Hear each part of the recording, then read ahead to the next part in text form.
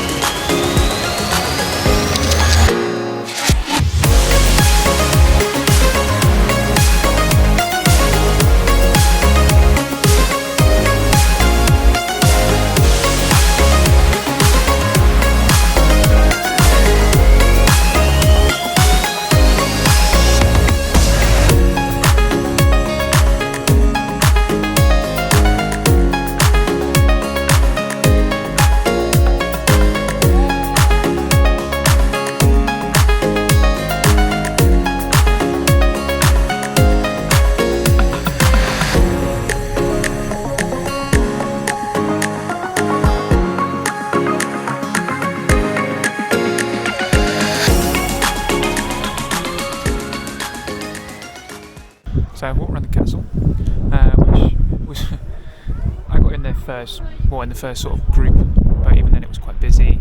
I'm finding a lot of old places were built, well, people were much smaller back then, because I was crouching around a lot of things, trying not to bang my head and trying to squeeze through archways. But it only took about, well, it's 11:30 now, so it's only taken me about an hour or so to walk around it. Like I say, it got quite busy in there, trying to usher around people. But it was nice. I mean, if you like a sort of Victorian style or further back, that sort of furniture and decor, then it's for you. For me, it's I don't mind it, but I'm not really interested. I found myself going to the windows more often than not and looking at the views because they were amazing.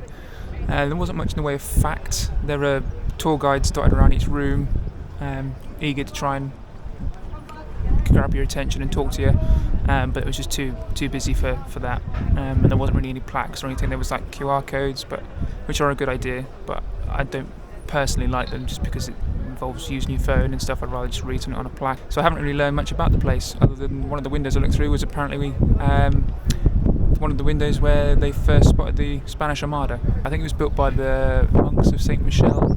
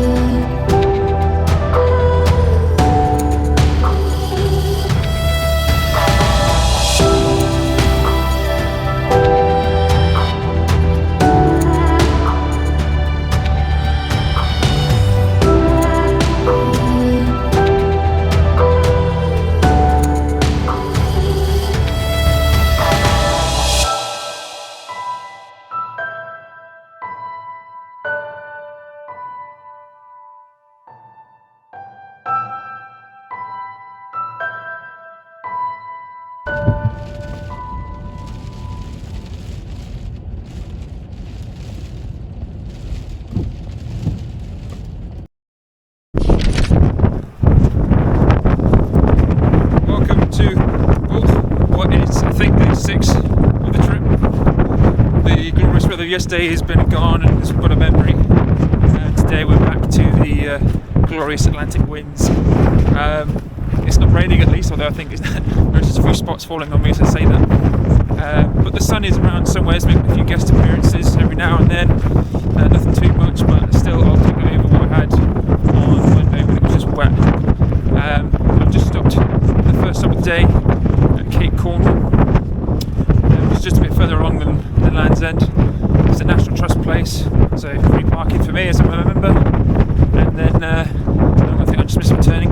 And I'm just going to go up to this viewpoint here. So what I'm doing today is just kind of hopping along the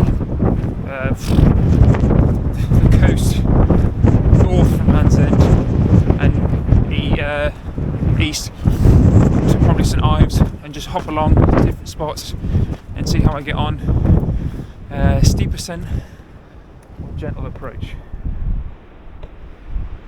Let's go steep ascent and a gentle approach down because I'm useless at coming down.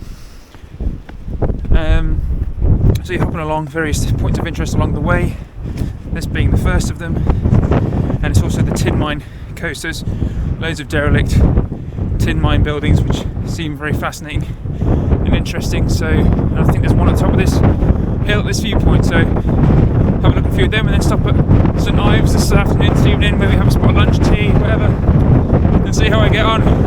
And you probably can't hear me anymore because it's getting really windy and I'm getting out of breath from going uphill and I'm rambling again.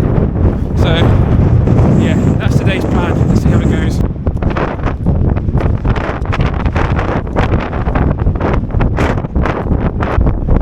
I don't know if you can see this on camera or if you can hear me at all. I don't know if you can see that coming.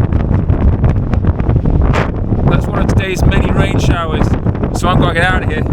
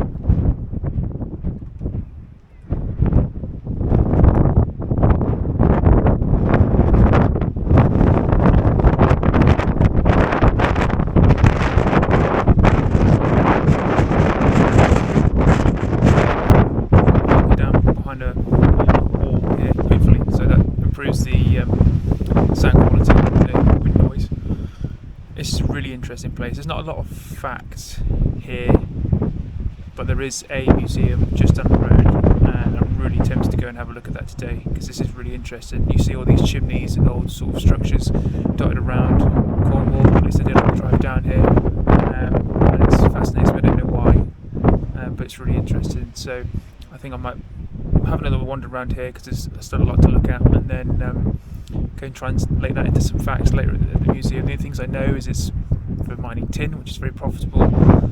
Way back when, made a lot of people very wealthy.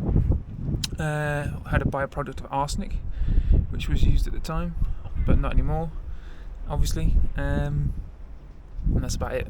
So I'd like to learn more and fill you in with some facts as well.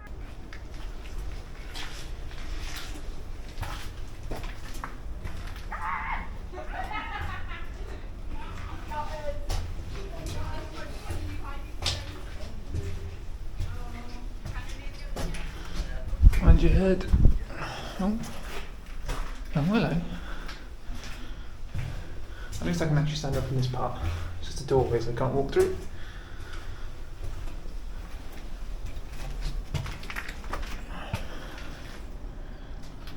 Seems as though it could have been made a simpler pathway, but who am I to judge?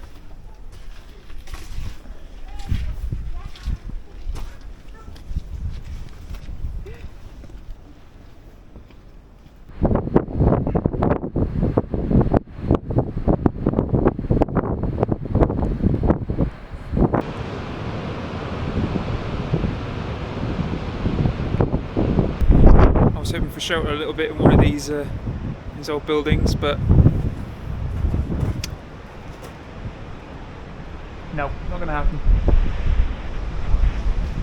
As the second shower of the day has just come in, so I'm hunkered down, camera's covered, but again, adds to the drama of it all.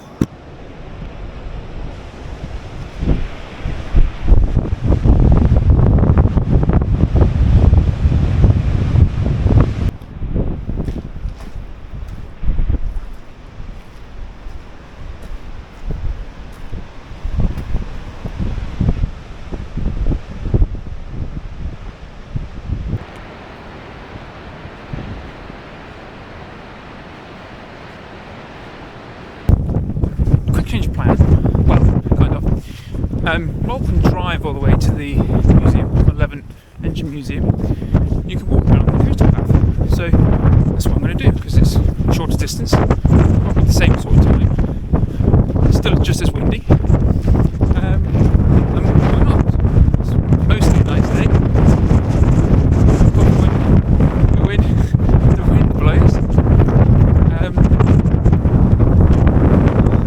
Sorry. So I thought that was a good idea. Another one of today's games. Can I beat the oncoming shower before I get to my destination? Destination. Oncoming shower. This could be a good idea. It could be a rubbish idea. I made it. Yay. But it's pretty much an outdoor exhibition. So I'm going to have to literally go into the mines to stay dry. And you can go into the mines because I just seen a talk group in there, but I just remember when I looked on the internet beforehand, it's pre-booked only. So I'm going to see if there is a tour that I can go on to avoid getting wet. So wish me luck.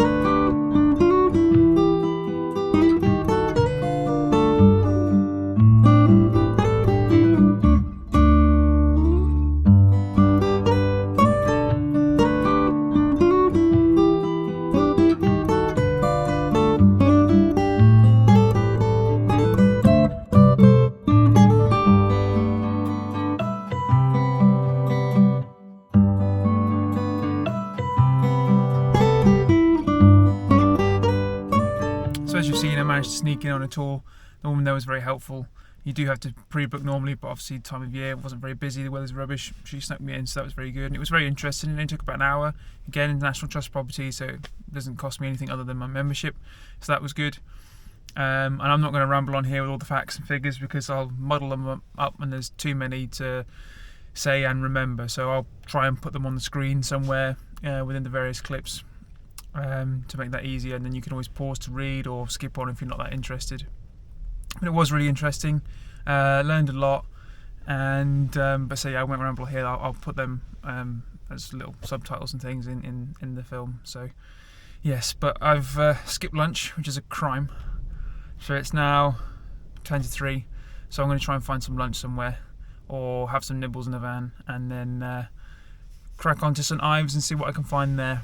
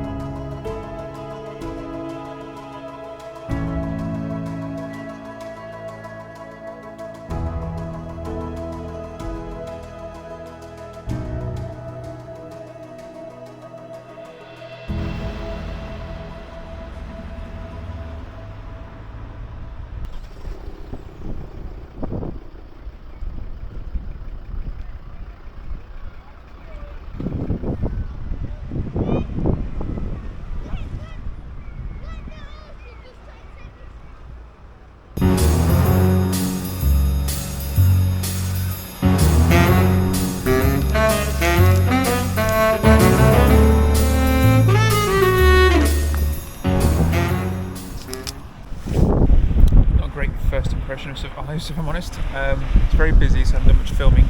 There's a lot of people around. It's a bit of a tourist trap, lots of shops selling tat, jewellery, that sort of thing. A few eateries, so I picked up a nice pasty. As you saw, I almost got mugged. The seagull sat on the bench with me on the right, whilst his mate was just trying to distract me, flew at me, and I reacted and flung a bit of meat out of the pasty onto the bench beside me. They both were on the floor in front of me, staring me out. So I picked up the meat off the table, ate it in front of them. So don't come in between me and food, because you will not win. Those two seagulls, which were about the size of albatrosses, didn't win either.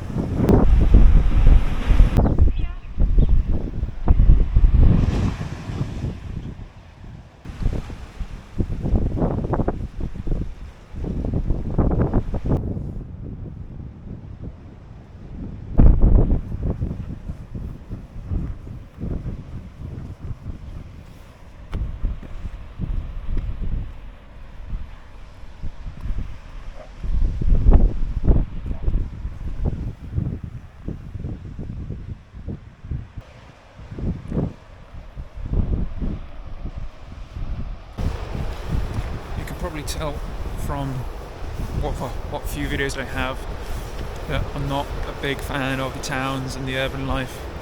I've not even been here an hour and I've already gone to find the sea and the greenery and just nature. It's not for me. It's all a bit the same. Nothing really different.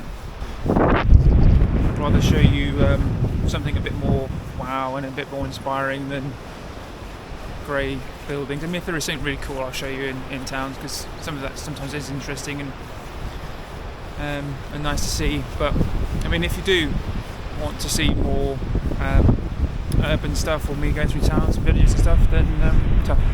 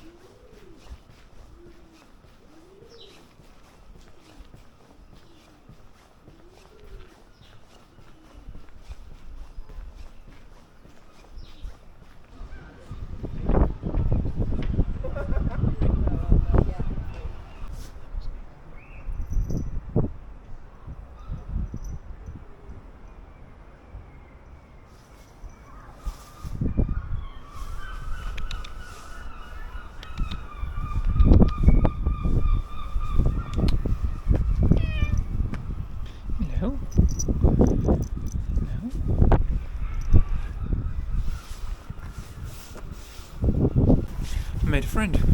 Fortunately though, she had plans for this evening, so no date night, but what are you going to do? Dinner for one.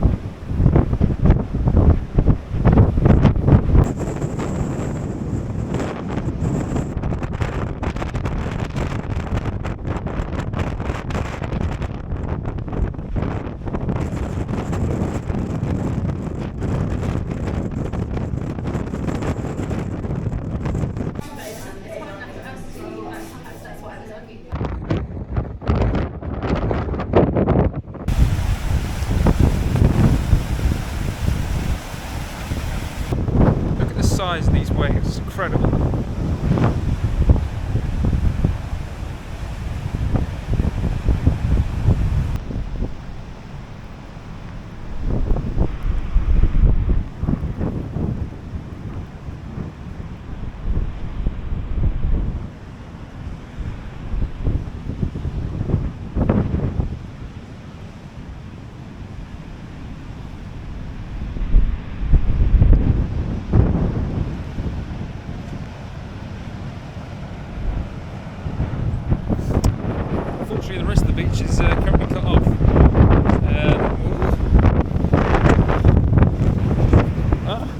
perfect. I think low tide is at around 1 o'clock. It's 12:30 now, so I don't know if it recedes quite quickly, but I think I'm probably gonna have to admit defeat today on this one and come back another time, hopefully when the weather's better as well, because it is blowing a hoolie. It's gusting to about 50 miles an hour today, as you can tell by the size of the waves. Trip over anything.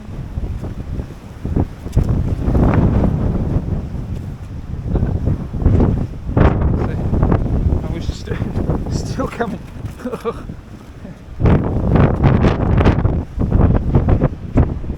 That was deceiving. I was just stood in there and now it's full, so apparently the tide is going out, but yeah, you're supposed to be able to get around the other side of this rock and then down in there, because that gets completely cut off. But yeah, I don't think it's going to be today. It's going to be another day, another time, another year, another place, better weather, I think, unfortunately, so sorry about that.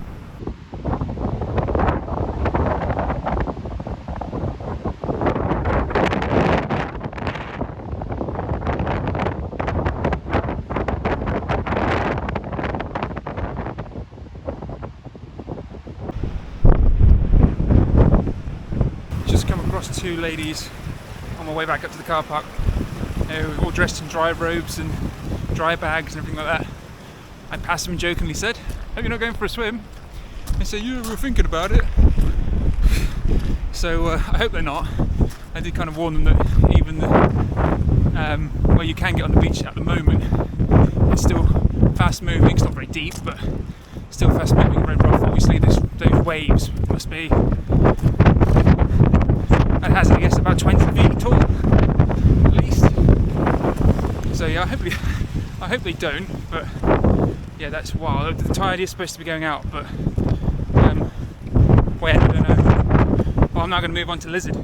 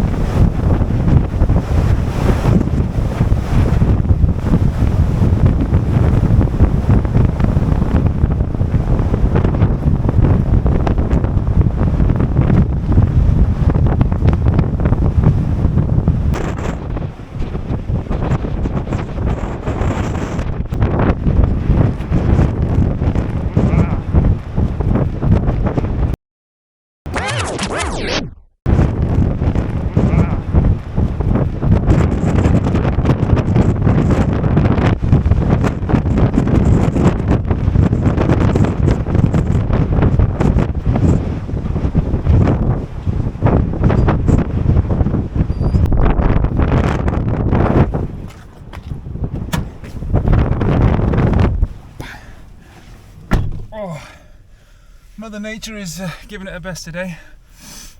Ooh. Well, that was Lizard Point, which is the most southerly point in the mainland UK. So whereas Land's End is the most westerly point on mainland, Lizard Point is the most southerly. So there you go, fun fact. I think it's the perfect time for a nice cinnamon roll. Whilst well, you can't really see in that shot there, but I'm going to stare through all the rain and look at all the huge waves that the weather's creating today. But yeah, I think I've earned this. Well, it doesn't really matter, I paid for it, but I picked that up at the cafe this morning. So I'm going to tuck into that bad boy and then head on somewhere next.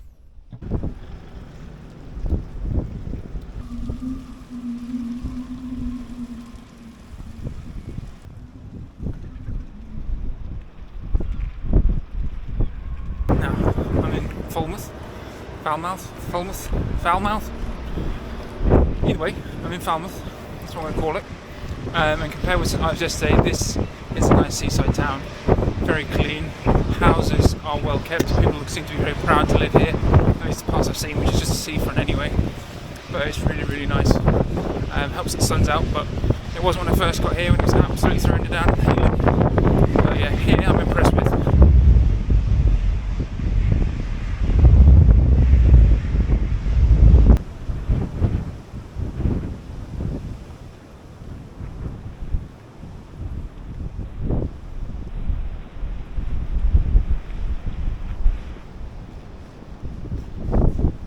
Falmouth was an absolutely beautiful town. A shame to only be passing through it, really. So I'll definitely be back, and I'll probably hop on one of those ferries as well onto Europe as well. That'd be a good idea for a future trip.